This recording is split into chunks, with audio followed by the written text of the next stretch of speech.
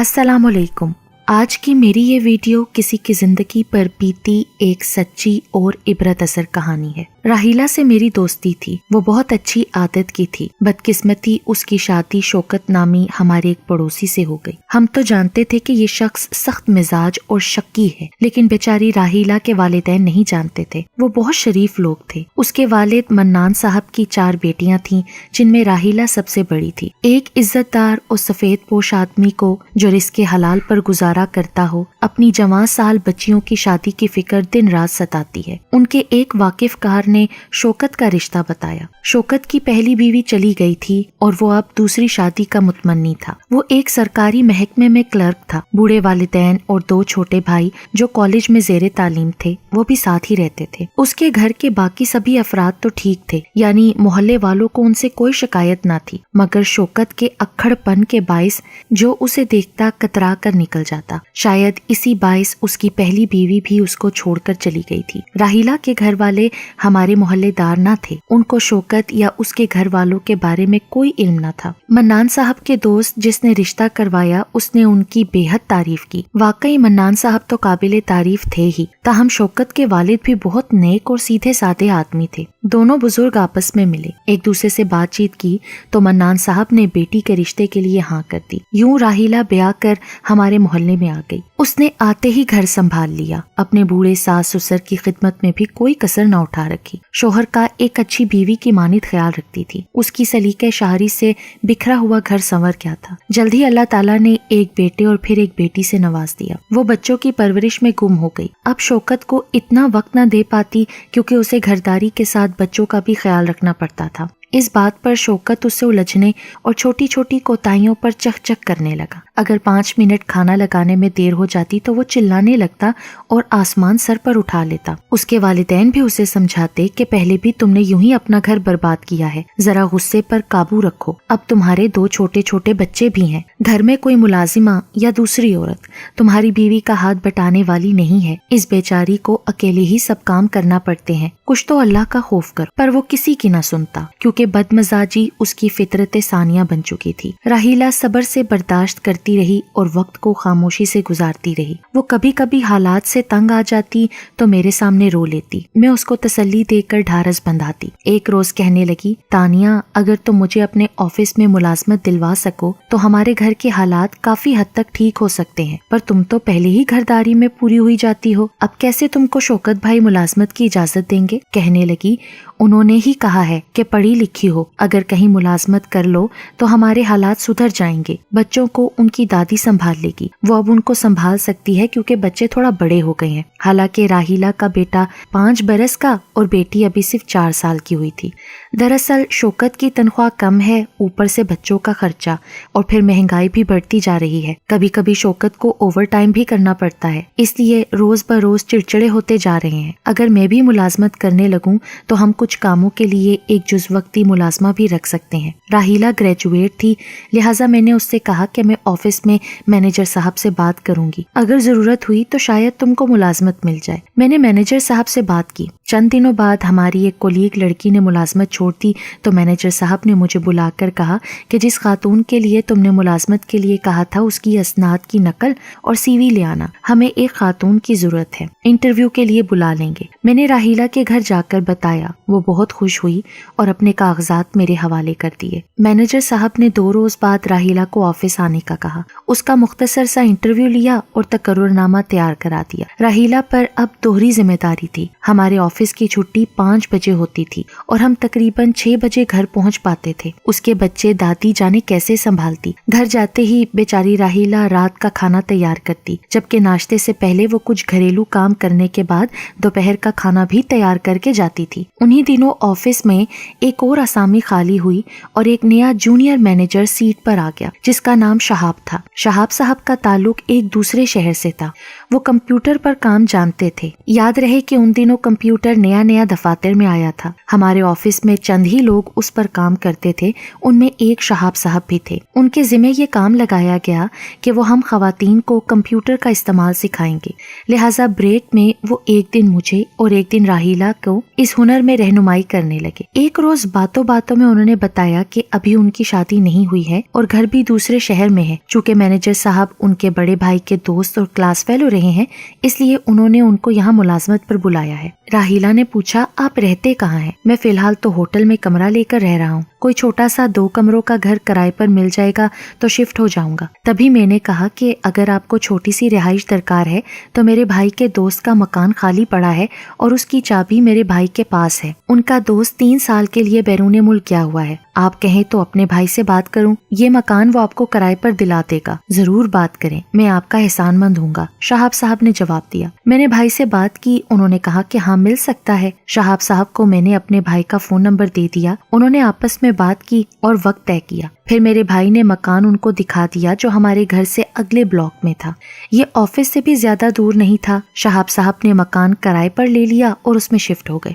چھٹی کے وقت کبھی تو راہیلا میرے ساتھ واپسی پر گھر آ جاتی اور کبھی جب اس کا کوئی بچہ بیمار ہوتا تو مینیجر صاحب کو مجبوری بتا کر وقت سے گھنٹہ آدھ گھنٹہ پہلے وہ چھٹی لے کر گھر چلی جاتی تھی، لیکن پھر بھی وہ اپنا کام پورا کر کے جاتی تھی۔ اس روز بھی اس کا بیٹا شدید بیمار تھا، اس نے اپنے بیٹے کی خاطر چھٹی لی اور جلدی گھر جانے کو ہوئی۔ تبھی شہاب صاحب نے کہا کہ راہیلا، اگر آپ برا نہ مانو تو میں آپ کو آپ کے گھر کے پاس چھوڑ دوں، کیونکہ مجھے بھی آج جلدی جانا ہے، اصل میں میرے والد صاحب خانے وال سے آ رہے ہیں۔ اس بیچاری ممتا کی ماری نے یہ سوچا کہ اس طرح وہ جلدی گھر پہنچ جائے گی، اس لیے وہ شہاب صاحب کے ساتھ ان کی گاڑی میں چلی گئی۔ بدقسمتی سے اس کا شوہر شوکت اسی وقت دفتر سے گھر آ رہا تھا، کیونکہ وہ 4 بجے اپنے آفس سے گھر پہنچ جاتا تھا۔ بیوی کو گاڑی سے اترتے دیکھ لیا، بس پھر کیا تھا، یہ ایک غلطی جو راہیلا سے سرزد ہو گئی تھی ناقابل معافی تھی۔ مانا کہ اس کی غلطی تھی، لیکن لفٹ لینے دینے میں دونوں میں سے کسی کی بھی بدنیتی شامل نہ تھی،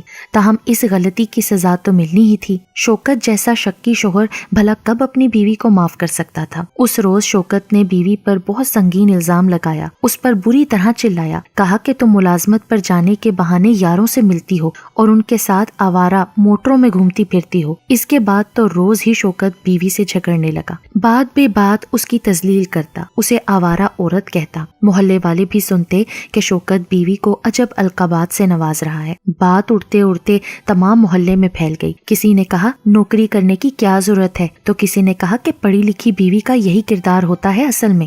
غرض جتنے منہ اتنی باتیں۔ حیرت تو یہ تھی کہ شوکت کی عادات اور جھگڑالو مزاج کو سبھی محلے والے جانتے تھے، لیکن پھر بھی محلے والے اسی کے حق میں ہی بات کرتے تھے اور راہیلا کو ہی غلط کہتے تھے، حالانکہ میں جانتی تھی کہ وہ بالکل بھی ایسی نہیں ہے۔ وہ صرف اپنے گھر، شوہر اور بچوں کے بارے میں ہی سوچتی تھی اور انہی کے سکھ کی خاطر اتنی محنت کر رہی تھی۔ اس نے تنگ آ کر شوہر سے کہا کہ اگر تم کو مجھ پر اعتبار نہیں ہے تو میں نوکری چھوڑ دیتی ہوں۔ میں نے یہ نوکری بھی تو آپ کی ہی مالی پریشانیاں کم کرنے کے لیے اور آپ ہی کے کہنے پر کی تھی۔ ہاں چھوڑ دو ملازمت، شوکت نے کہا۔ مجھے ایسی عورت کی کمائی نہیں چاہیے جو وہ اپنی عزت بیچ کر گھر میں لاتی ہو۔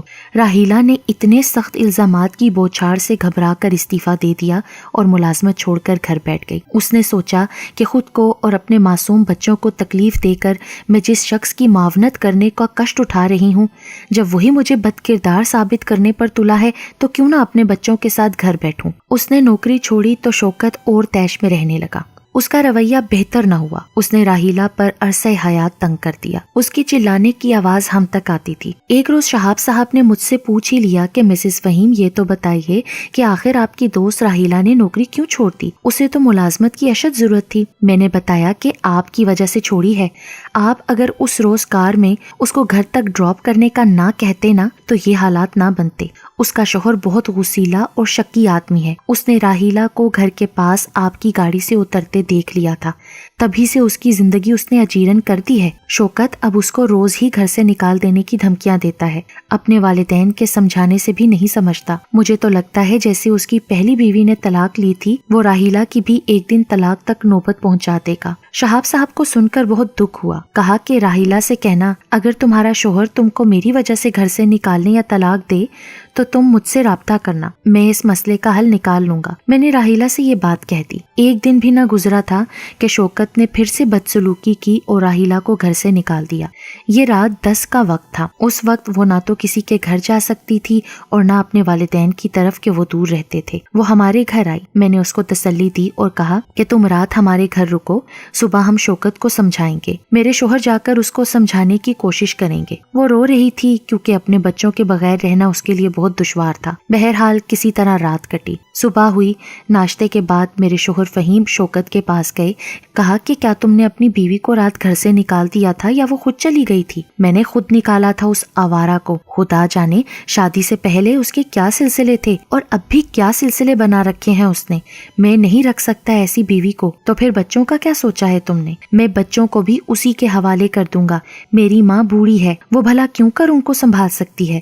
جب میرے بچے بڑے ہوں گے تو میں اس سے لے لوں گا. ایسے جوابات نے میرے شوہر کو لاجواب کر دیا. گھر آ کر مجھ سے کہا کہ ایسے شوہر کو سمجھانا بہت مشکل کام ہے. اگر اس نے راحیلہ کو رکھ بھی لیا تو اسی طرح اس کی زندگی اجیرن رکھے گا. کوئی علاج نہیں ہے ایسے آدمی کا. ہم نے راحیلہ کو اس کے والدین کے گھر چھوڑا. وہ بیچاری روتی ہوئی چلی گئی, لیکن اس کو بچوں کے بغیر چین کہاں تھا. اس کے والد داماد کے پاس آئے کہ صلح کی کوئی صورت نکلے. تب شوکت نے بچے بھی سسر کو تھما دیے کہ لے جاؤ ان کو بھی, انہوں نے رو رو کر ہمارا جینا حرام کر دیا ہے. میں تمہاری بیٹی کو کاغذات بھیج دوں گا. وہ بیچارے بچوں کو ساتھ نہ لائے. راحیلہ نے اپنے والد سے کہا کہ اگر شوکت مجھے نہیں رکھنا چاہتے تو آپ میرے بچوں کو تو لے آتے. وہ بولے بیٹی میں بچوں کو اس لیے نہیں لے کر آیا کہ اگر میں ان کو لے آتا تو وہ سچ مچ میں تمہیں طلاق دے دیتا. شاید بچوں کی وجہ سے اسے تم پر رحم آ جائے. کچھ دن بچے اس کے پاس رہنے دو اور صبر سے گھر بیٹھ جاؤ. اللہ تعالیٰ سے امید ہے کوئی اچھا حل نکل آئے گا. پر راحیلہ کو صبر نہ آیا. وہ میرے پاس دفتر آئی کہ مجھے بچے لا کر دے دو. میں نے اس سے کہا کہ تمہارا شوہر بہت ٹیڑھا آدمی ہے, وہ مجھے تمہارے بچے کیسے دے گا. راحیلہ نے ہر طرح سے کوشش کی کہ شوکت اس کو معاف کر دے یا بچے اسے دے دے, مگر اس نے نہ معاف کیا اور نہ ہی بچے اس کے حوالے کیے. تب ایک روز وہ آفس آئی, شہاب صاحب سے ملی. اس نے راحیلہ کو کار میں بٹھایا, کہا کہ دفتر میں اتنی باتیں نہیں ہو سکتی, تم میرے ساتھ گھر چلو, سکون سے بیٹھ کر بات کرتے ہیں, تمہارے بچے تم کو مل جائیں گے. وہ اس کے ساتھ اس کے گھر آ گئی. شہاب نے راحیلہ کو گھر کی بیٹھک میں بٹھا دیا. شہاب صاحب اس سے کہنے لگے کہ اگر تم اتنی ہی اپنے بچوں کے لیے بے چین ہو تو جرت کر کے اپنے گھر کے اندر چلی جاؤ.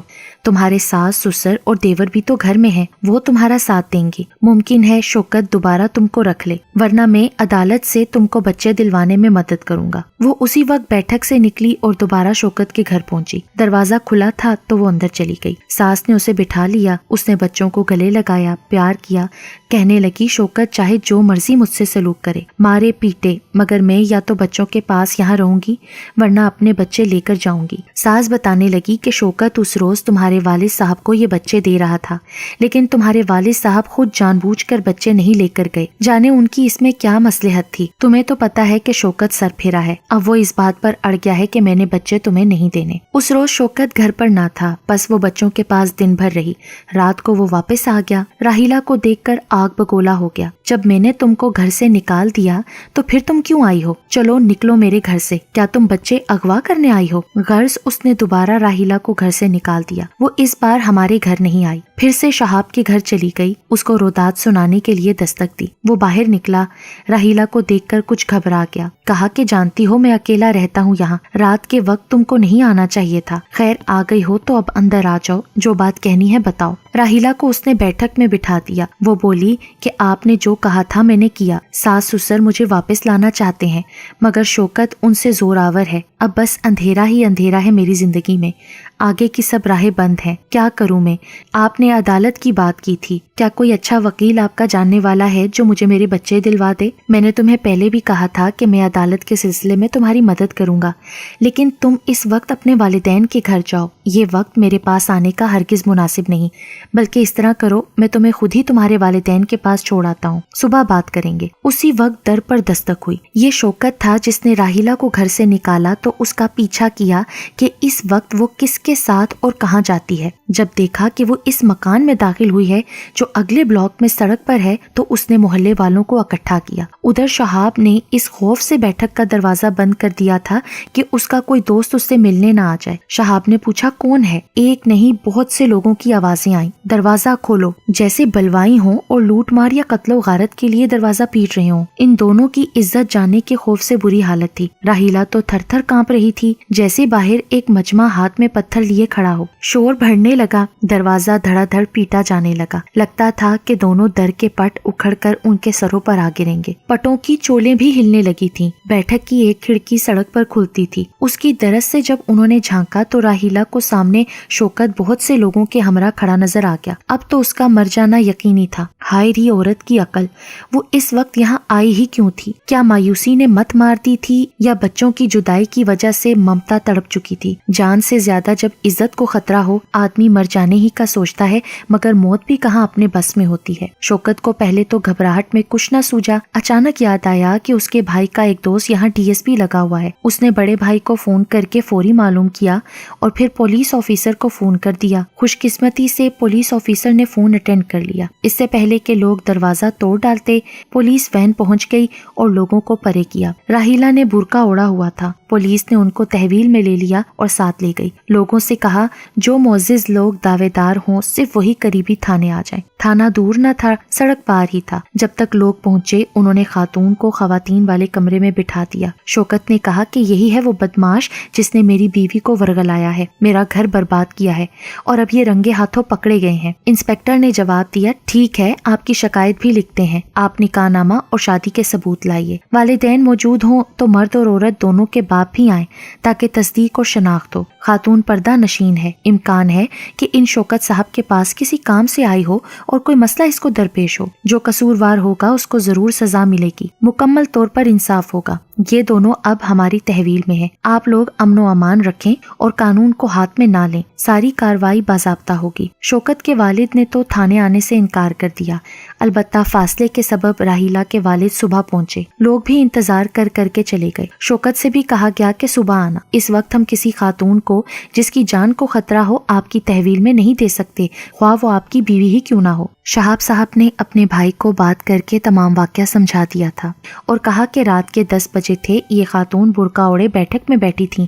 اس کا کوئی مسئلہ تھا، یہ پہلے میرے آفس میں کام کرتی تھی اور اب اپنے بچوں کے سلسلے میں مجھ سے مدد طلب کرنے آئی تھی۔ بھائی جان گیا کہ اس کا بھائی بے قصور ہے، تاہم قصوروار بھی ہوتا تو اپنے ناموس کی خاطر پولیس والوں سے منت کرنی ہی پڑتی۔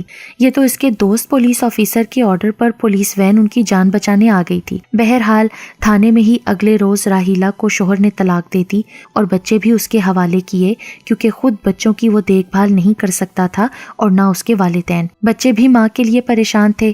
راحیلہ کا باپ بیچارہ بیٹی اور اس کے بچوں کو لے کر واپس خانے وال چلا گیا۔ ادھر شہاب صاحب نے بھی ملازمت چھوڑ دی اور ہمارے شہر کو خیر آباد کہہ دیا اور اپنے بھائی کے پاس لاہور چلے گئے۔ چونکہ وہ پہلے سے ہی منگنی شدہ تھے اس لیے جلد ہی انہوں نے شادی کر لی، اور راحیلہ بیچاری آج تک اپنی ناقص عقل کی وجہ سے کی گئی غلطی کی سزا بھگت رہی ہے۔ اپنے ساتھ کام کرنے والے شخص کے ساتھ گھر تک کیوں آئی؟ وہ ایک غیر مرد کے ساتھ کام تو کر سکتی تھی، مگر اس سے لفٹ لینا غلطی نہیں، اس کا جرم ٹھہر گیا تھا۔ اس بیچاری کو تو ممتا نے رسوا کروا دیا۔ اگر وہ اس دن اپنے بچے کی بیماری کی وجہ سے جلدی گھر پہنچ جانے کی لالچ میں اپنے آفس کے کولیگ سے لفٹ نہ لیتی تو آج اس کی زندگی بھی سکون سے گزر رہی ہوتی۔